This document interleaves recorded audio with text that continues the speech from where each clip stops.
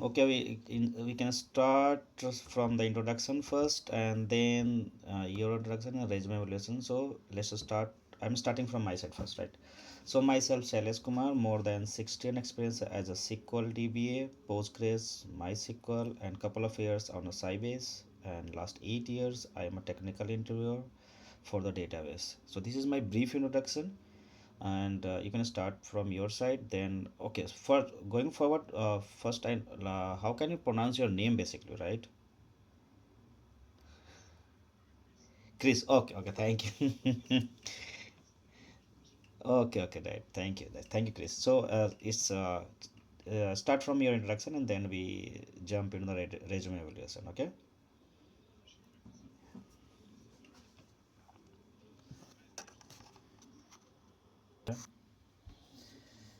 Okay, so back up, right? So can you explain, before going in deep of RDBMS, can you explain the logical architecture of SQL Server?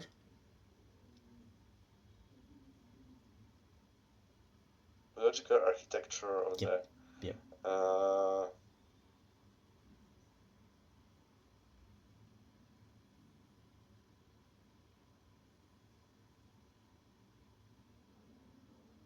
let me think.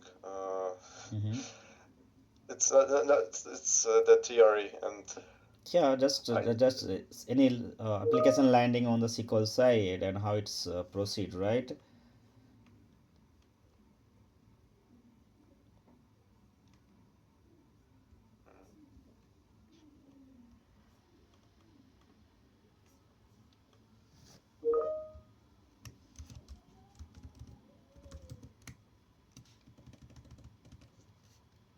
requirement because every server is way above the minimum threshold. Of course, you will need a license key unless you are setting up a developer Mm-hmm. version. In that case, you don't need the license, or if you are installing the SQL Express, you also do not Okay. need the license. So after installation, what are the default databases you see in the your instance?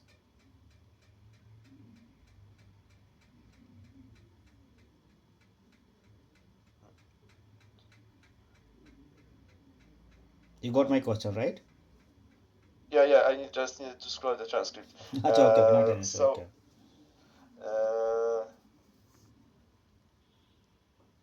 you have, of course, master database because Mm-hmm. that's where everything is. You have, of course, the tempdb. It's Mm-hmm. where we store the temporary objects like temporary tables and Mm-hmm. so on with our queries. It Mm-hmm. sometimes can cause problems, and usually it fulfills the disk way more than it should. So I often encounter it when trying to diagnose the problem, and we have the MSDB, Mm-hmm. and it's of course for SQL agents, jobs, alerts, backups, and so on. And there's one more. It's Model. model. The model database. It's like a template for new databases. Yeah. Have you seen that Also, resource DB? yeah, there's. I was going to that. Yeah, yeah, okay, thank you. Yeah, Yes, go ahead. there is a resource, but it's hidden and read only, Mm-hmm. Yeah, thank you. and it stores system objects and built-in procedures. Okay. We can access it, but it's not really visible in the Yeah, thank you. SSMS. Yeah, thank you. So let's have one scenario on this. If master database, sorry, not master, if MSDB database has been corrupted, what are the impact on the database instance? Mm, You understand, right? The question, right? yeah, the impact on the database Mm-hmm. instance.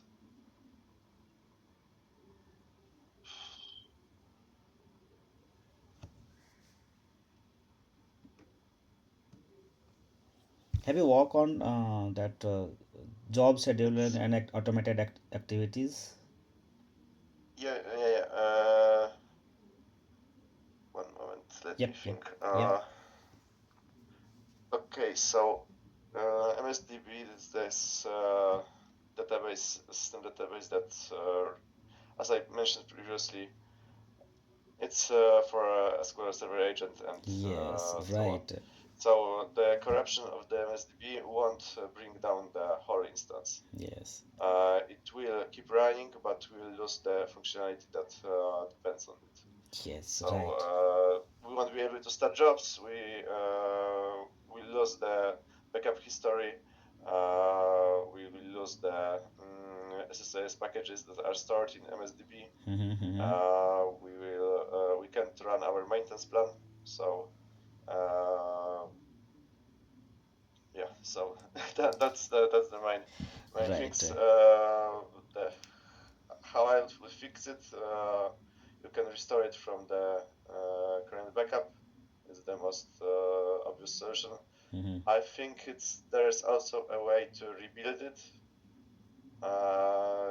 but I have never, to be honest, I have never encountered the corrupted MSDB database, so I would probably go with the restore from the backup. Okay. So have you faced that user databases corruption issue?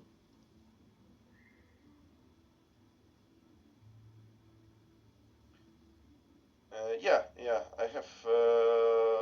It was usually because, for example, there was a SQL Server running, and for some reason, for example, technical failure, uh, data drive that the file of this database was stored failed or got disconnected or for whatever reason became unable to our Mssql, so the database becomes corrupted. You cannot use it. It's pretty nasty to fix because usually you try few things and you get errors like the database is not available, and ultimately sometimes the restart of the server works. Sometimes you need to detach it and attach it again. Uh, yeah. Okay, nice. So about TempDB, right? So let's have one scenario. We have installed our SQL server in default location, right? And somehow it is going to be full, right? That is 100 GB or 500 GB of space that is going to be full. So is there any way we can move these tempdb data files in another drive? If yes, what are the steps? Mm,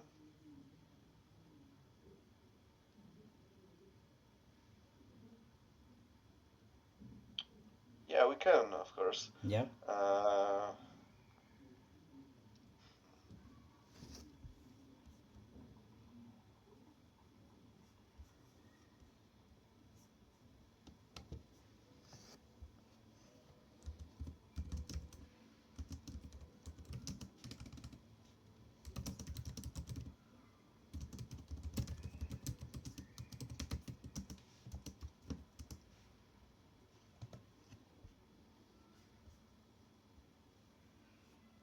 mm, I think. Have you seen this? Sometimes long run is queries or some reports is running and generating some logs, right? And Yeah, tempd yeah, is yeah. going to be Of course. increased very frequently, right? And it is Yeah, impacting that, right? We get an alert from that alerting tool, right? It is full of 80%, 90%, and now we have to just plan that for the future, right? We don't get this alert, so we have to provide the permanent solution for that, right? yeah. So we usually used to just request additional disk space to be added to that drive. However, if it's not possible, we can alter database tempdb and modify the file to another location. Yeah, right. Thank you. Okay, so next going. Or we can also just kill the query. that's that's That is temporary solution. You are not going to kill the that's a query quick every time, right? fix. Yeah, if it is happening on production, that is not acceptable to kill that initiation, right? DB is not Well, supposed it to kill. depends because if someone ran the query that was untested and Hmm. for some other reason, for example, developer faults, it created long wait and Hmm. consumed way more resources and logs the rest of the production environment. I Hmm. have no sentiment. I just kill this session because the issue should be resolved before Hmm. going on to production. Okay. So going forward with that backup and restore, what are the different type of recovery model you've seen in Postgres? In Postgres, Sorry, I seen your Postgres here. There is MS SQL. We'll discuss later on Postgres if we have time, right? This is a SQL server, right? So yeah. yeah. So you have, of course, full, you have simple, Mm-hmm. and there was the third Bulk bulk logged. log. Yeah, Yep, yep. So can you differentiate between when and where we implement this full backup, full recovery model and bulk logged? yeah, Give me sure. the So example. Yep. in full we have everything fully logged. Every transaction is recorded, Mm-hmm. and we need to do regular backup, log backup, because log will keep growing forever. And as you probably are aware, log files are notorious to grow at Mm-hmm. uh, very large numbers. So it's the safest mode because there is a minimal data loss risk. Mm-hmm. Uh, de facto up to the last log backup. We used it, of course, on the production databases, critical data, and so on. For the bulk log, the transaction log is getting the minimal logging, like bulk insert, index rebuilds, and so on. We still need to do the backups. Uh, we don't. We have limitation in the recovery, point in time recovery. It's not possible during the bulk operations, Mm-hmm. and there is a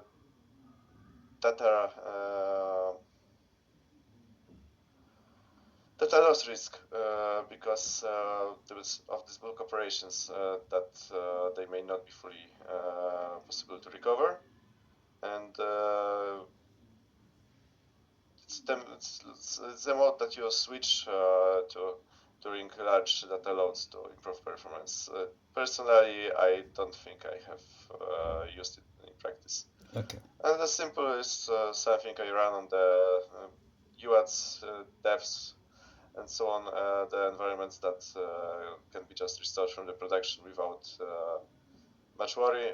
So it's simple. Transaction log is truncated at each checkpoint. Mm-hmm. So the log file stays small, and developers can go crazy with their testing. And of course, you have no. It's impossible to recover to specific point in time, and you can only restore it from the backup, full and differential. Okay. Thank you. So have you performed backup activities? Have you performed any backup activity on your counterization? So what are different type of backup you performed?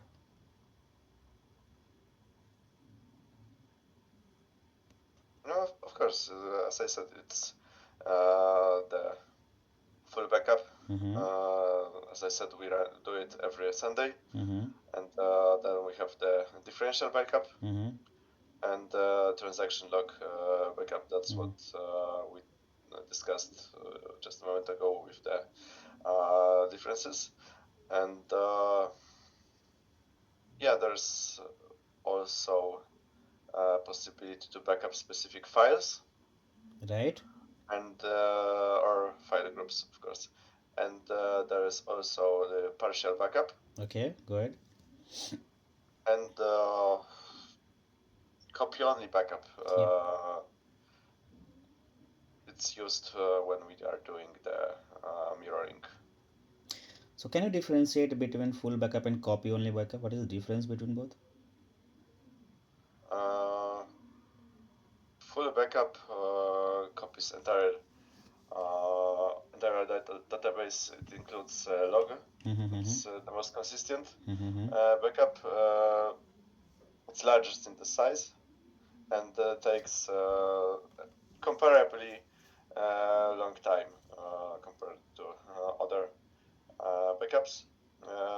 With the copy-only backup, it does not affect the backup chain, Yes, and right. it does not disrupt the schedule. It's quicker than the full backup, and yeah, it's that would sum it up, Yeah, yeah, in thank my you. opinion. So, how does SQL Server engine knows from where we need to take a differential backup?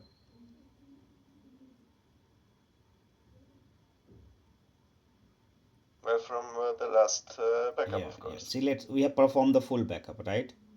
Yeah. And now we are going to take a differential backup. So, how database engine know from where it is to start a differential backup? Is there any log inside the SQL Server service agent, or sorry, in engine or anything else?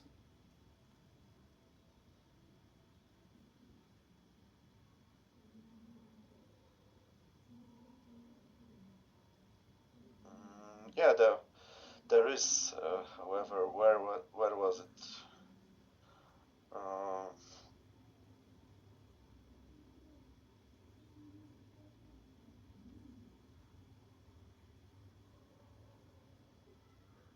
There is a page, right? Once again? Page. Yeah, it's change the map. Yeah, so that is a unique name for that. The differential change the map. Yeah, Yeah, yep. So that is a page that is keeping the log when and where it is yeah, performed, or from where it is to start or take a differential backup for that, right? yeah. Okay. So can you explain what are the different type of pages in SQL Server? Mm, Different type of pages. Yep. We have, of course, the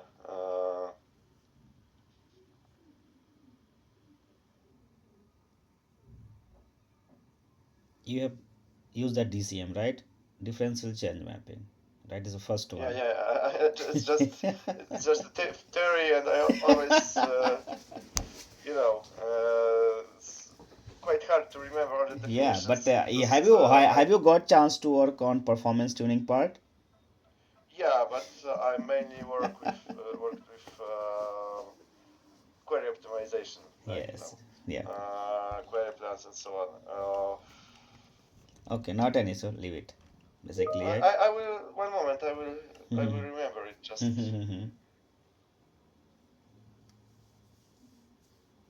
yeah. So I think there is a data page Yep, yep. which stores our actual table data, and we have the index page which stores our index rows. There's also this page for storing the large objects Text. like virtual max and Mm-hmm. so on. It was called lob. Yeah, lob. And there was also index allocation map. IMA. And the previously mentioned differential change map. Okay. And I think there was also with this bulk change map. Oh, Yep. bulk change Yes. map Right. Right. and the put page. It's the basic page for the master database. Okay. Not an I issue. think there was some more, but out of my head, Yes. Yes. That is different on that's all I can remember. GAM or SGAM, right?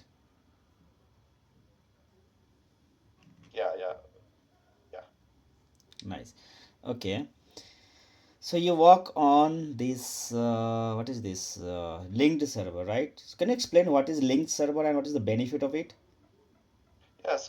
server is basically another Mssql server or other server that's compatible, and we allow the connection between those two servers. Mm-hmm. Sometimes with the technical account, sometimes we pass through the user's login, and then if we need to configure permissions on the linked server, so not everyone can use it. It allows for queries to use tables and objects in the separate server. It's useful, however, it's slow and not quite efficient. It's not really the best practice to operate on linked servers for larger data operations. It kills the performance, as well it's Mm-hmm. heavy on the bandwidth. Okay. So you work on HADR and DR also, right? You mean data replication and high availability? Yeah. Yep, yep. Yeah, So, yeah, yeah. so in your I convo, yeah. more with data replication than with the high availability. However, I have some experience Mhm. with the always on and high availability clusters. Okay, have you got chance to work on log shipping and mirroring? Yeah, yeah. I have worked with shipping and mirroring. We currently have like the Analytica server, so it's basically a copy of our production main database. So the business analytics and business users won't affect the operational database that is used by the application. Mhm. And it's not a data warehouse because that's a separate environment. It's strictly for accessing the production data. Mhm. So we use the log shipping and mirroring for that. So the database there are read-only and are refreshed daily with the log shipping. Okay, so have you work on the issues part if log is not replicating on the secondary, right? On the not shipped for from primary to secondary, right? So how can you Yeah. troubleshoot this?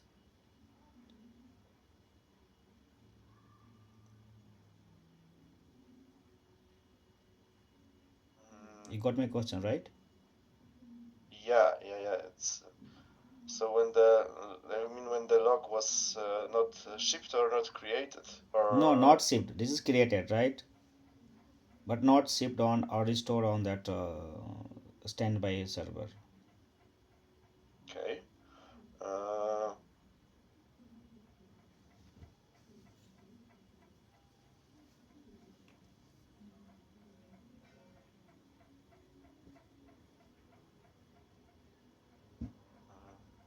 it happened uh, like 2 or 3 times in my current company. Mhm. So it's not really that common because I worked there over 2 years. Basic, very Uh, frequently we get, right? If your log size is huge or there are some network glitches, right?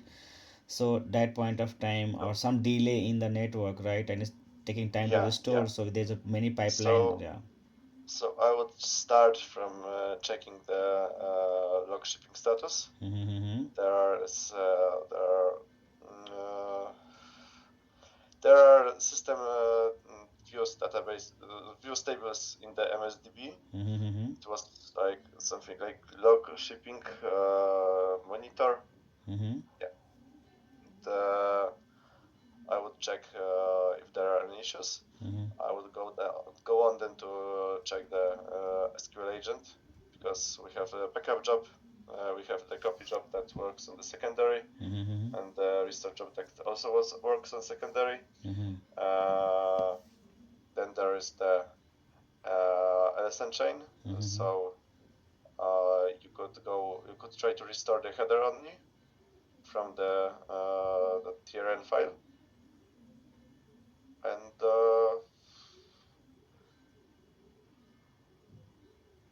Yeah, that would probably be the log with log shipping. With the replication, there is other. The steps are different. Oh, Yeah. Can you differentiate between WRK file and tough file, worker file and tough file?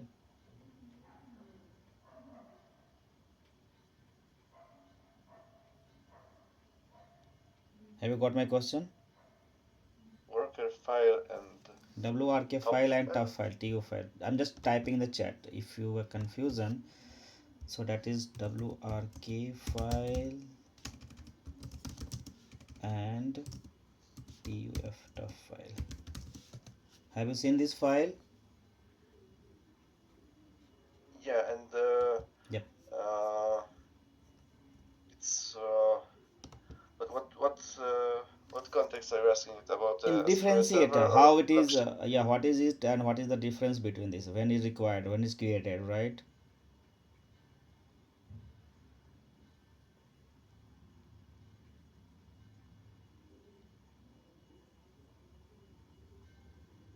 Just have to distinguish between both files basically, right? What is the use of it? Why it is required?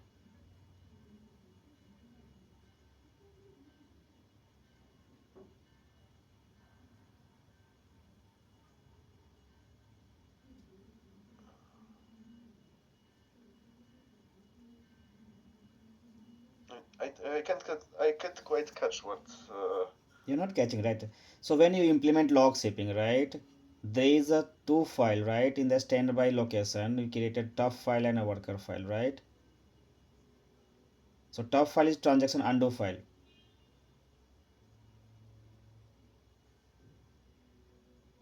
right?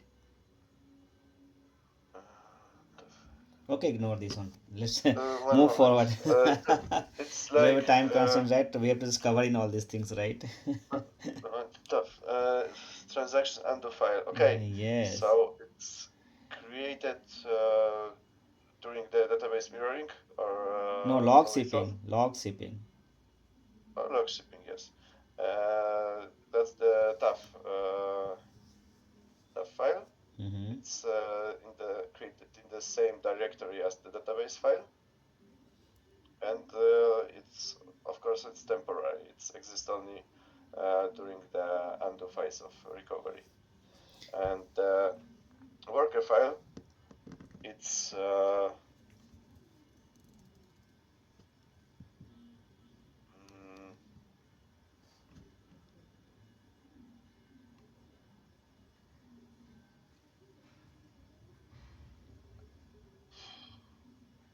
it was used for the parallel query execution.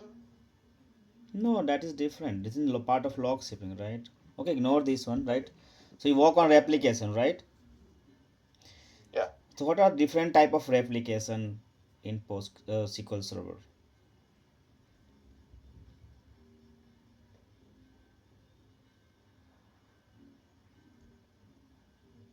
Mm,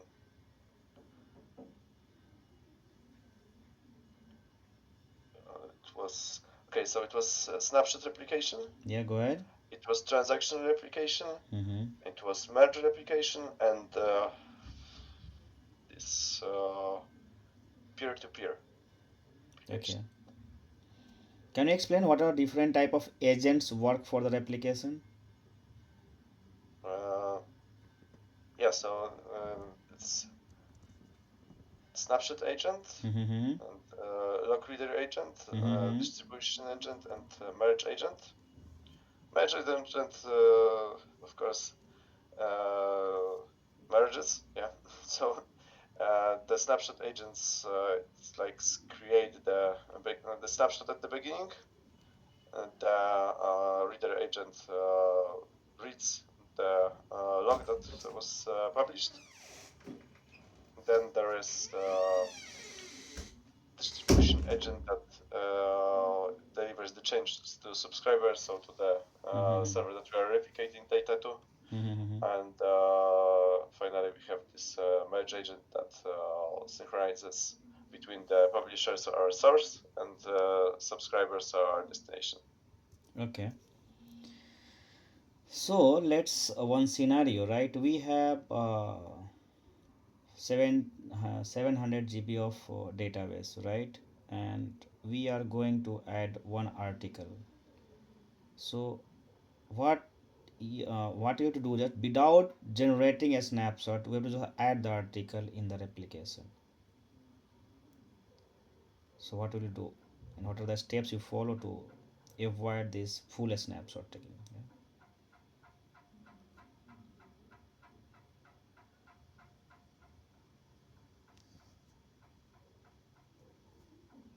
So you got my question, right, Chris?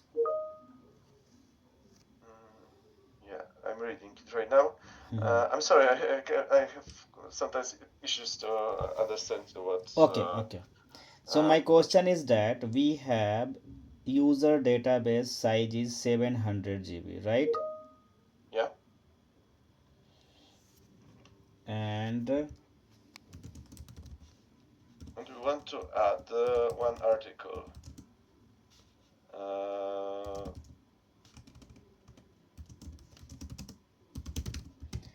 just a minute, just hold a minute. Just.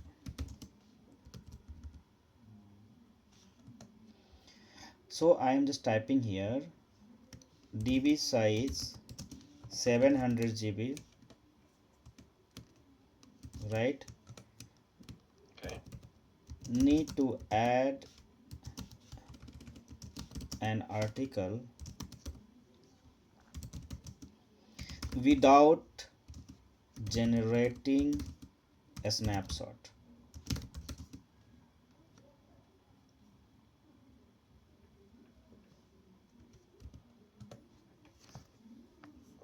Does the source already has the copy of the database? It's already part of the replication, or not? No, this is a new article, right? Okay. Yeah. So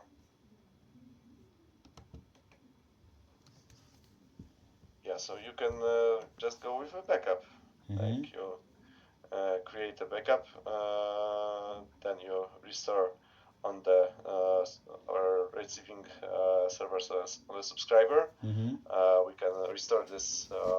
We can restore this database from this backup Mm-hmm. with. That's important to add the no recovery clause, Mm-hmm.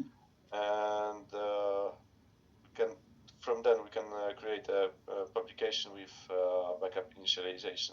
Mm-hmm. And ultimately, we add the subscription to initialize from a backup. Okay. Okay. Have you got chance to work? Sorry, you already. So can you differentiate between the different type of mode supported in mirroring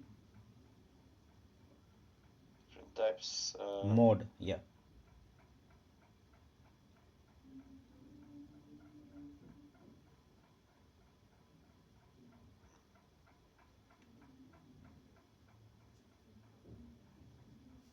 That is asynchronous or synchronized mode, right?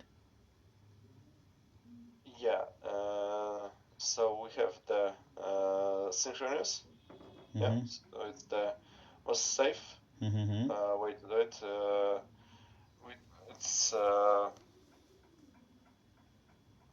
then we have the high safety mode. So Mm-hmm. it's asynchronous, and we have high performance. Okay. So asynchronous. Do you want me to describe you the differences between them, or No, uh, no, basically with time concern, right? We have to touch all other topics, right? sure? Okay, yeah. Okay, and so let's have a scenario on that mirroring part, right? Is there any possibilities to create mirroring automatic failover without witness? Yeah, it's uh,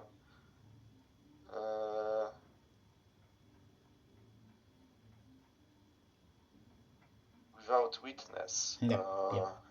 I would say uh, I would say no, because with the synchronous we don't have a witness, and we cannot do automatic failover with the high safety mode. So. Okay, so let's have another scenario on mirroring, right? We have a asynchronous mode enabled, right? We have a mirror database, right? And suddenly the principal server goes down, right? It is not getting up.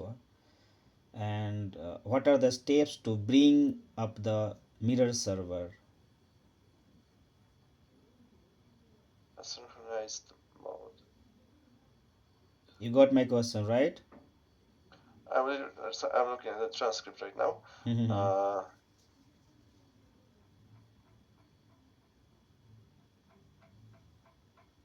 and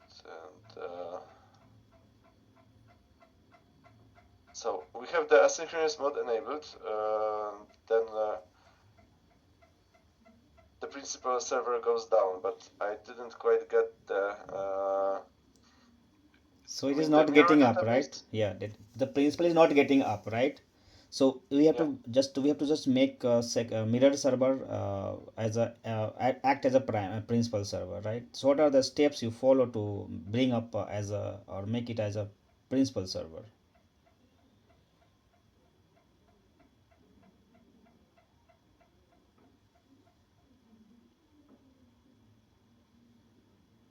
Mm. To be honest with you, I don't think I have ever had to do it Okay, that's totally practically. depends, right? Totally depends on the environment and all, right? But how I do it, I'll probably first check the principal status to confirm it's if it's down. Mm-hmm. Uh,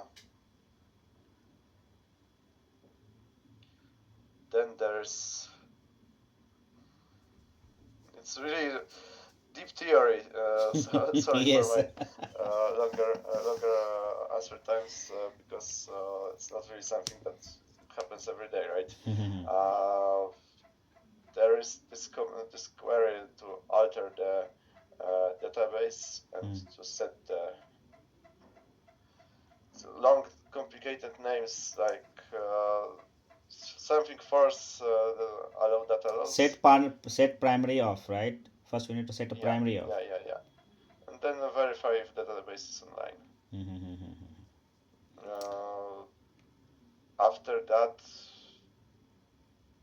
could redirect the applications Mm-hmm. to the new server. So our old principal server is dead, so we need to redirect them to our mirror, so currently main server, and then we can assess data losses. Nice. So you work on always on, right? So can you differentiate between mirroring and always on? What is the major difference between mirroring and always on?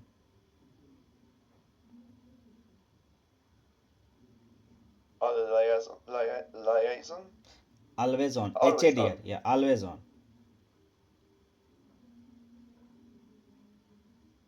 Uh, well, with always on we have a cluster of so Windows cluster. It's the base of the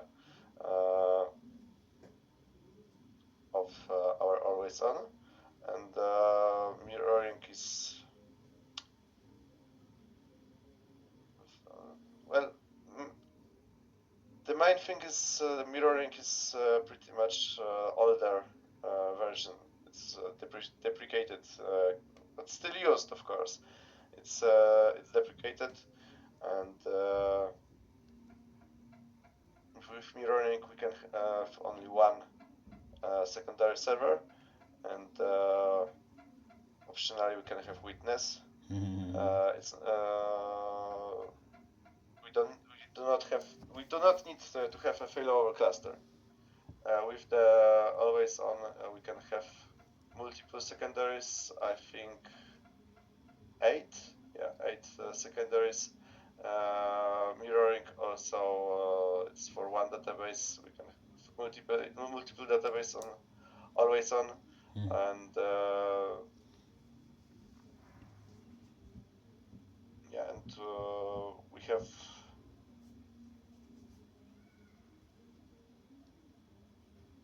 Okay. So going forward, to that monitoring part. So, are you using any third-party monitoring tool, or you are using some system DMBs to monitor the database Yeah, instances? I of course I use Zabbix to Mhm. monitor the. It's company-wide software, so it's implemented for everything from monitoring the hardware Sorry, yeah. to our databases. Probably, for sure you have encountered it because I think nearly everyone uses it. Apart from that, we have great software. It's called TB Plus. Mhm. I don't think you could have encountered it because it's a Polish software.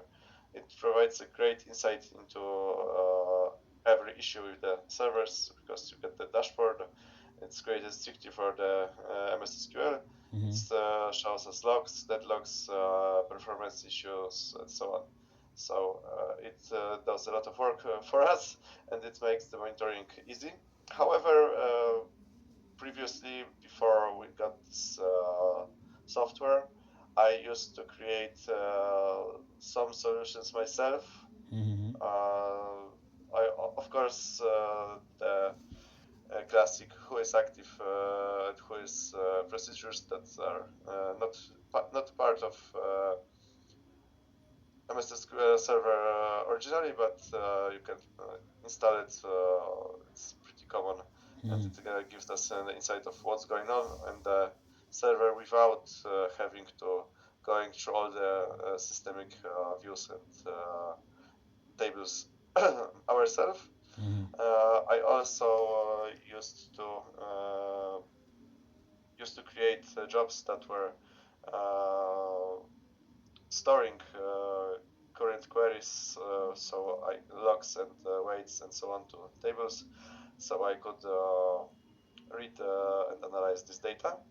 Uh, Also, of course, you have the jobs history, the SSIS packages history.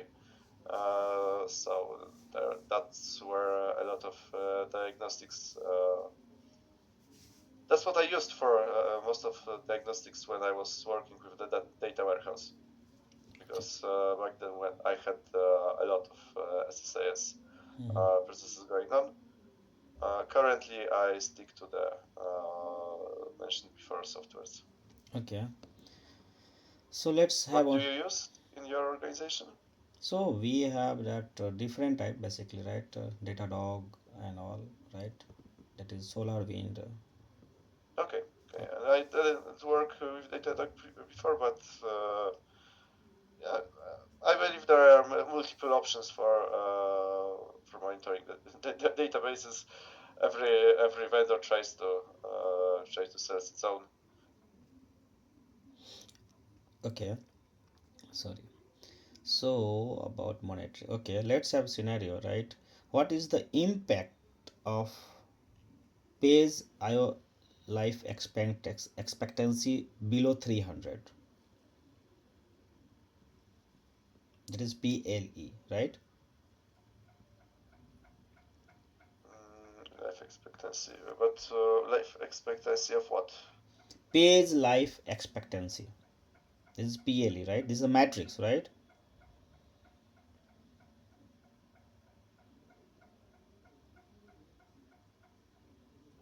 Or performance counter, we can say that.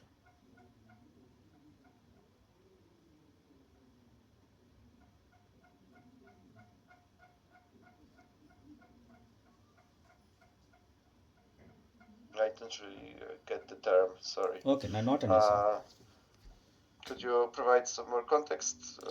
So, like if you are going to monitor, that is, you are using Perfmon or any third-party tool, right? They will show a dashboard like the page life expectancy, right? 300, 400 seconds, right? So, my question was, what will be the impact if the PLE below 300 second?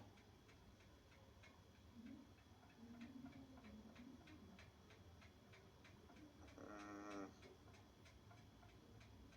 You got my question, right? It's a yeah. part of query tuning or performance tuning. Yeah.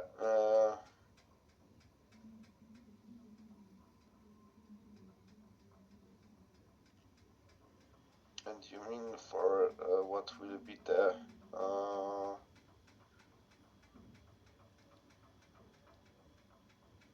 impact of it? Okay, go. Let's move forward, right? No, no, Uh, no. One moment. I will figure it out. I don't like to leave. no, basically we have It's also not. completed the time, right? Basically, this is a recorded session, right? And Yeah, we have to just complete in time, right? But yeah, this is a part of yeah, yeah, performance yeah, yeah. too. One moment. I Mm-hmm. will. Give me 30 seconds. If not, I will move on. Okay, Okay. okay, okay.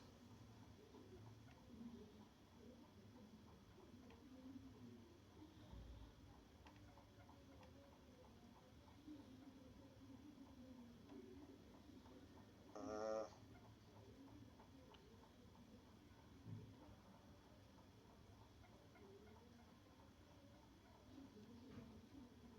it's it will mean that uh,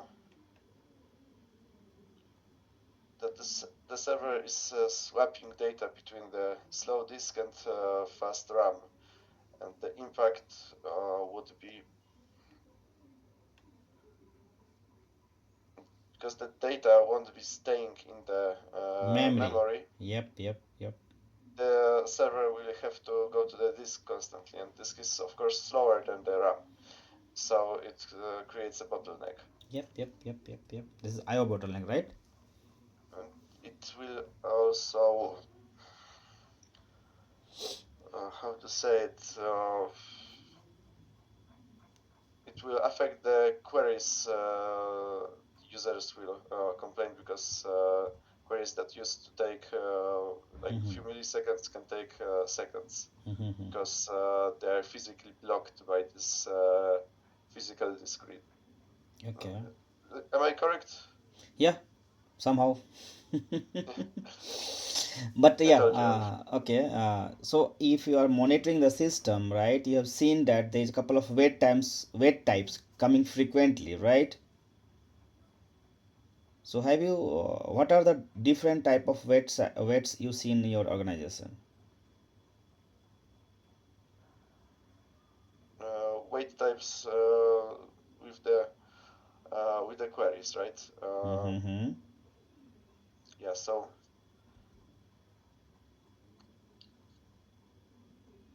there's the three most common. It's it's they have very complicated names.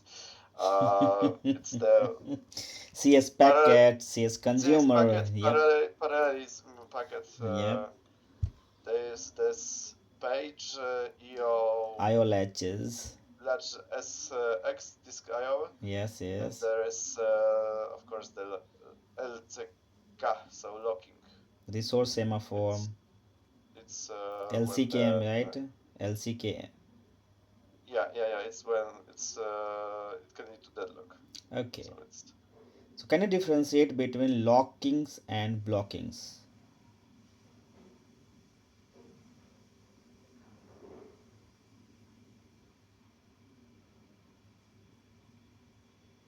I got my question?